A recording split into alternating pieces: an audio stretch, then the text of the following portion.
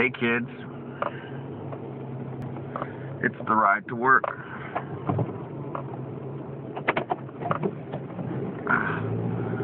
Like you needed to know that.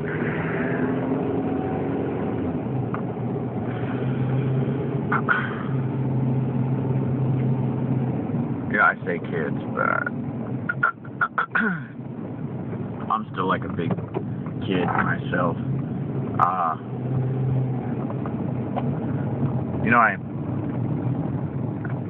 I mean that in this way. I stay up late into the night because I don't want to go to sleep. It doesn't matter how tired I am. And then when I go to sleep, finally, when morning rolls around, I don't want to get up.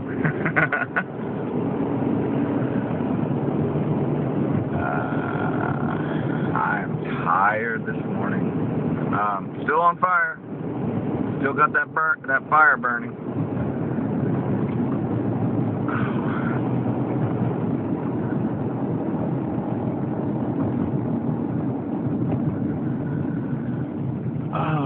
I get that big cup. I drink a small cup of coffee anymore. I used to drink a pretty big cup of coffee first thing in the morning, but my portions are getting smaller.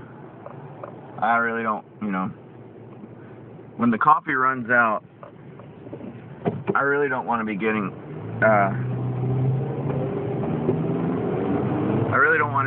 withdrawal headaches, if you know what I mean. So, I just seem to be making the portions smaller and smaller to where I don't even drink it every day anymore. I am currently drinking it every day. I'm saying eventually, it'll be a special treat. Like my kids, they always ask me, "Daddy, can I have special treats?" And I'm like, "Do you really think you need to have special treats after every little thing?" No, I don't. But, they're your kids. What are you going to do? You're going to give them special treats, right? I don't do it all the time.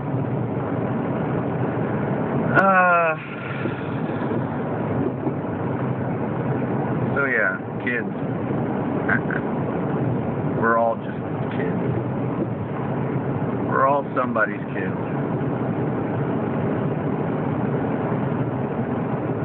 Especially the one above.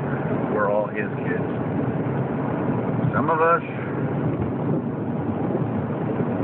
run off into obedience, and others run off into disobedience.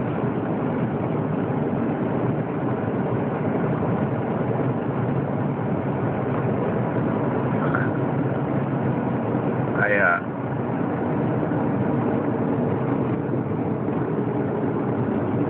have some friends, and I love you very much. You know I do. I love you very much, but you guys have still got your head in the sand, and you think that this collapse thing or this judgment is still far off by about 20 years or so. I'm sorry, kids. It's right here, sitting in your living room now. But that's alright. Just keep watching the TV, keep drinking your fluoride, get your jabs. And I hate to sound so callous, but that's it, Elohim, he's going to let you run off to destruction. He's going to do it. He doesn't. It's not that he is not compassionate, not loving. But he's got these creeps just coming out of the woodwork saying, "Oh, you Christians, you're intolerant," and all this. And it's like, are you kidding me? Are you kidding me? We have been consistently tolerant to the max. We've gone to sleep. We've allowed every kind of evil under the sun to rise up and call us intolerant. The most intolerant people calling the people of tolerance intolerant. I think it's hilarious. It's so far gone, people. It is so far gone. We've got outright seditious treasonous people who are out for blood, calling the most peaceful people intolerant. But you know what?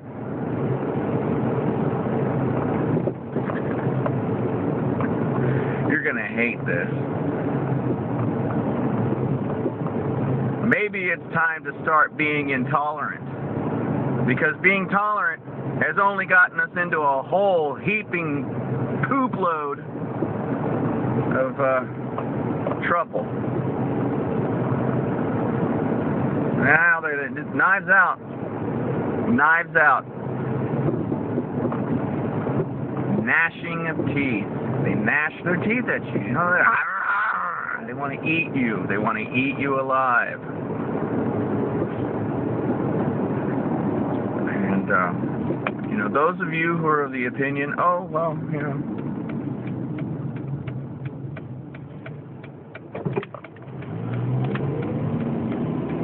or, you know, well, let God judge them. You know, I'm just going to sit back and take it.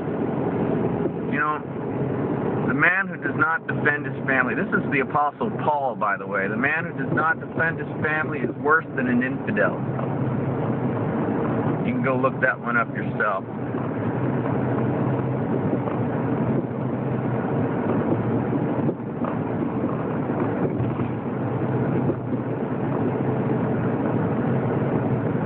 Let that sit in, sink in, simmer on that one a little bit. It is time. It is time.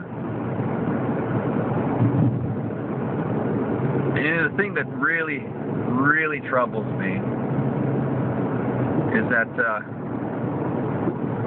my problem, you know, my trouble does not come from the secularists, the humanists. They know I'm their enemy. And they're okay with that. My trouble is that I get the most trouble off the so-called believers.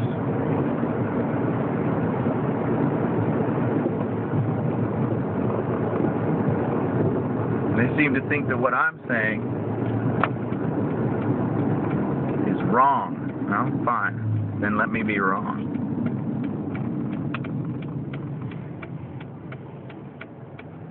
That's just some of you. Saying everybody. Oops.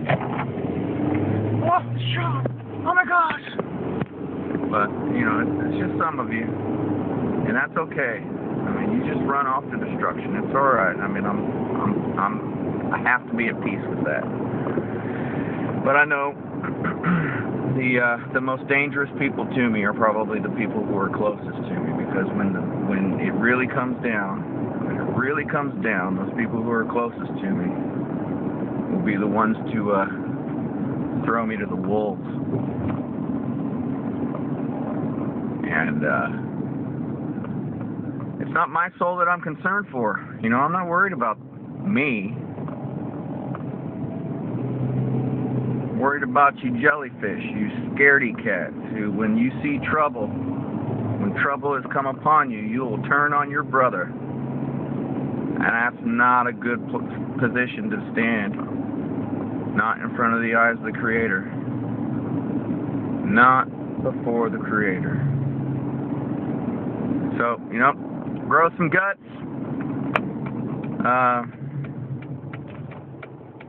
Gird your spine. You know? It's really too bad that Walmart doesn't sell backbones. Because I think if they did, I think some of you Christians would be a little bit more apt to get one.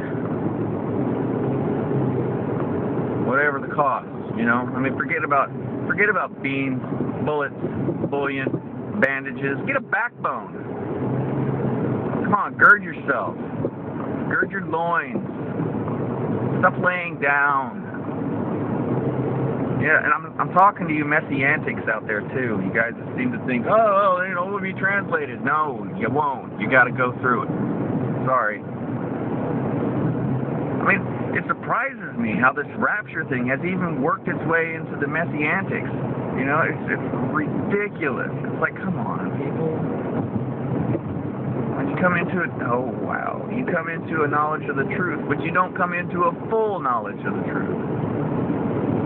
Now, am I saying that we can't be translated? No. I mean, if it fits His purpose, of course we're going to be translated. That's great. I think it's awesome, but I don't think it's going to happen for the reasons that you think it's going to happen. You know, you guys who think that we go up when the bombs come down, you guys are deluded. Yeah, you're going to go up, but you're not going to go up in the way you think. You have to witness this. The book of Revelation wasn't written for a bunch of people who are never going to care. It's written for the evil man. It's written for the good man who must see these things come to pass.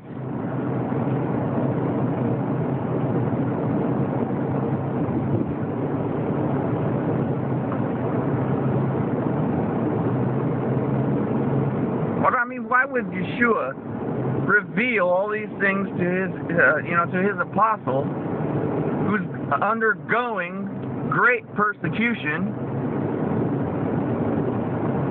if all he's going to do is throw it before swine, let it be trodden, beneath the foot of swine?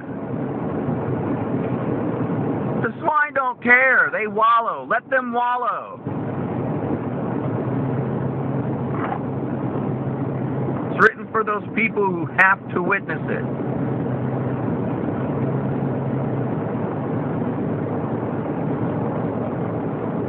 Seven churches. I just threw up 10, but whatever. 7 churches. Only one gets an easy trip. And I don't even think that that's all that easy, because even they have to witness it to some extent. It's just like I said. You know, the Israelites that came out of Egypt had to witness the first 3 plagues. They had to witness the first 3 plagues. It wasn't until the 4th plague that Elohim said, I will make a distinction between my people and your people. He said this to the Pharaoh. Think about that.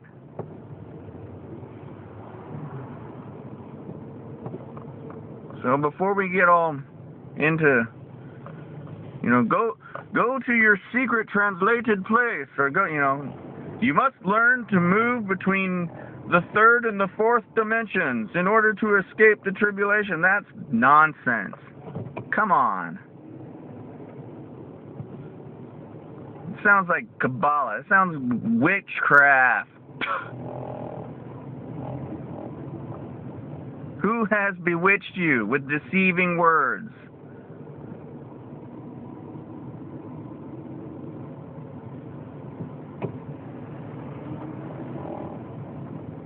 Now, I'm not even sure how I got all into this stuff, but, I always let Him guide. And this is what He wants me to talk about right now. I was going to talk about something else. Like last night, I was talking about being baptized in the Holy Spirit. I'm still feeling that this morning. I woke up, I said the Shema, I did the Apostles' Prayer, and boom, there it was. I've gotten into a habit of, either anointing or being anointed first thing in the morning with the choice oils. And it really makes a difference, people, I'm telling you. It really makes a difference. So, don't get me wrong. I'm saying this because I care. I'm not saying this to be mean, to be harsh, or to, lord myself over people. It's the truth. And the truth sometimes hurts. Actually, the truth hurts pretty much all the time these days because we're so far from it. But I mean, what else am I going to do? Sit back, point and laugh? No, that is mean. That is harsh.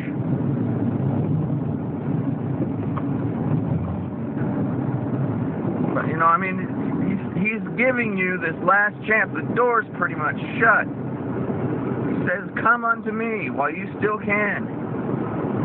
I'll open the door for you.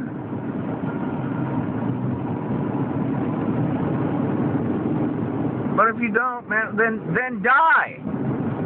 That's his message.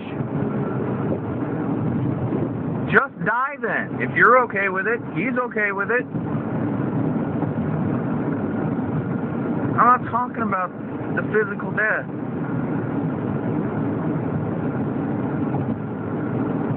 Be removed from me. You know, and that's one of those things that gets me. You know, these skull and bonesers, they think this is all there is. And you know what?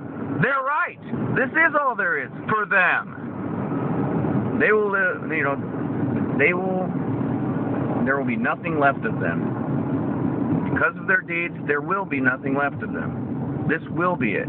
They'll get one moment to realize, oh, this isn't all there is. What we did was wrong. Oh, maybe we should have, or not. And that's it. That will be all. And so they'll be right for themselves. That was all there ever was for them.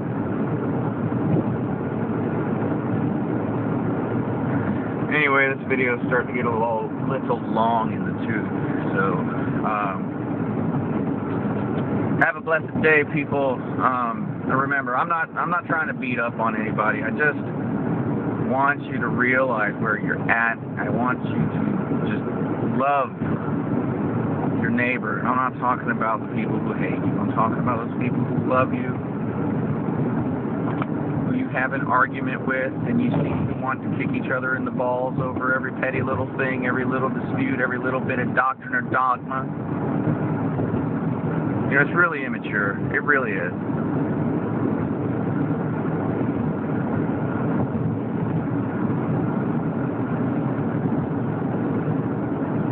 Anyway, peace, move along.